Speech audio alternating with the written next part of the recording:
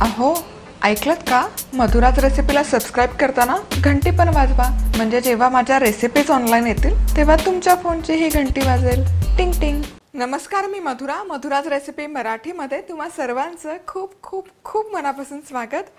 आज आपण पाकातली पुरी कशी बनवायची ते बघतो. पारंपरिक पद्धतीची ही रेसिपी नाही आहे. पारंपरिक पद्धतीमध्ये गव्हाच्या पिठाची पुरी पाकात सोडली जाते आणि ती थोडीशी मऊ होते थोडा वेळ गेल्यानंतर, किंवा गहू आणि मैदा वगैरे असं मिश्रण केलं जातं, रवा. पण आजची पुरी जी आहे ही छान होते, खुसखुशीत होते. प्रवासाला नेण्यासाठी खूप छान रेसिपी आहे आणि त्याचा खुसखुशीतपणा एक 4 ते 5 दिवस छान टिकून राहतो. कशी बनवायची?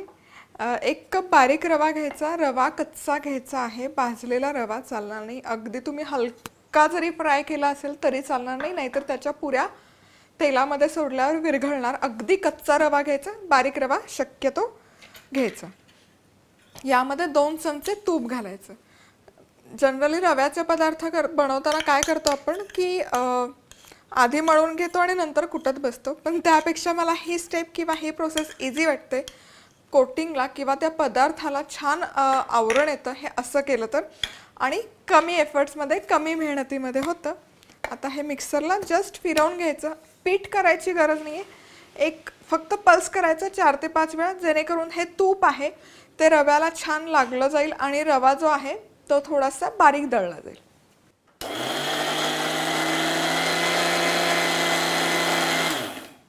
परफेक्ट. इथे बघूयात. येस, तूप सगळीकडे रव्याला व्यवस्थित लागलं गेले. आता मी हे एका भांड्यामध्ये काढून घेते.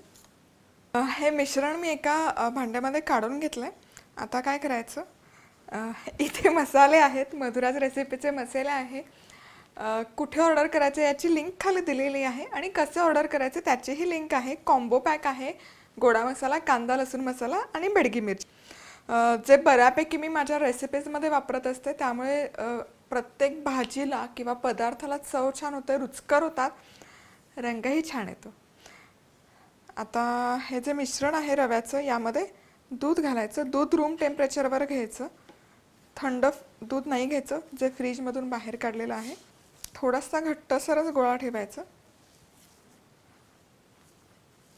खूप सैल केलं तर मग काय होईल, आपली जी पुरी आहे तिचा खुसखुशीतपणा निघून जाईल, मऊ पडेल. म्हणून मग शक्यतो थोडासा घट्ट मळून घ्यायचं.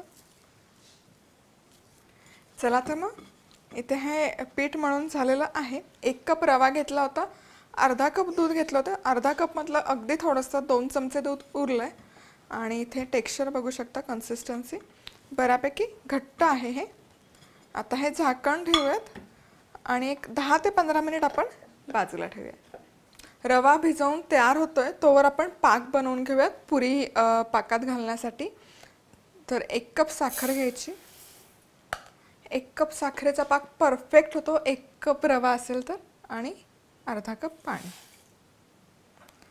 आता हे मिक्स करून घेऊयात. हाय हीटवर मिक्स करूयात साखर विरघळेपर्यंत. चला तर मग इथे हा साखरेचा पाक बनवून तयार आहे. साखर विरघळल्यानंतर फक्त एक 5 मिनिट मी हा शिजवून घेतलाय. खूप दाटसर पाक नाही करायचा आणि खूप सैलही नाही करायचा. गुलाबजाम किंवा जिलबीला जसा बनवतो तसा परफेक्ट बनवायचा. जस्ट थोडासा स्टिकी झाला पाहिजे, तार वगैरे करायची गरज नाही आहे. तुम्ही बघू शकता हलकासा चिकट झाला, तितकाच आपल्याला हा करून घ्यायचा. आता यामध्ये वेलची पूड घालते, मिक्स करून घेऊ आणि हा आता बाजूला ठेवूयात. चला तर मग आपला पाक बनवून तयार आहे. त्याचबरोबर हा रवाही इथे मी एक 15 ते 20 मिनिट मुरवायला ठेवला होता. आता ऑफकोर्स पुन्हा एकदा मळून घेऊयात, म्हणजे ते एकसारखं पीठ होईल. आता हे आपण 2 पोर्शनमध्ये डिवाइड करून घेऊयात पीठ. आणि एकतर तुम्ही छोट्या छोट्या पुऱ्या लाटून घेऊ शकता, पण मी काय करते, शक्यतो एक मोठी पोळी लाटून घेते.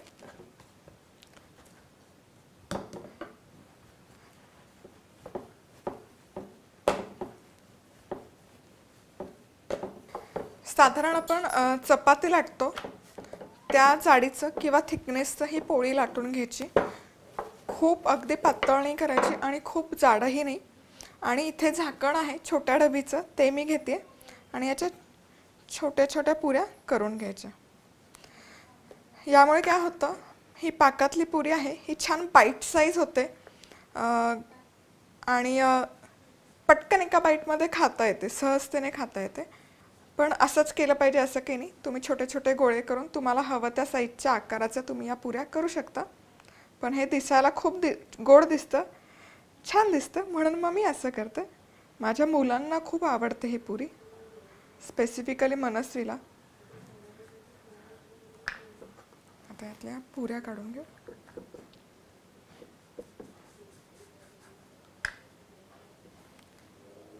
परफेक्ट.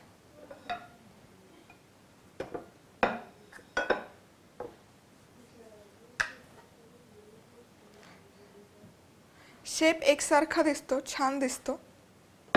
आता याच पद्धतीने मी उरलेल्या पुऱ्या लाटून घेते आणि मग पुढे काय करायचं ते बघूयात. चला तर मग इथे या ज्या पुऱ्या आहेत त्या व्यवस्थित लाटून घेतलेल्या आहेत. आता त्या तळायच्या. तर तेलही मीडियम हीटवर छान गरम करून झालेलं आहे.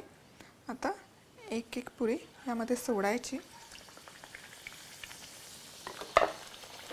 मस्त छान फुलून येतात या पुऱ्या, तुम्ही बघू शकाल. दोन्ही बाजूने छान असा एकसारखा सोनेरी रंग करून घ्यायचा या पुरीला. आणि या पुऱ्या तेलामधून आपल्याला डायरेक्ट या पाकामध्ये सोडायच्या. तर पाक गरम हवा, पाक मी इथे गरम करून घेतलाय. पुरीला छान एकसारखा सोनेरी रंग आलेला आहे. आता मी यामधून काढून घेते आणि डायरेक्ट आता या पाकामध्ये सोडायचे.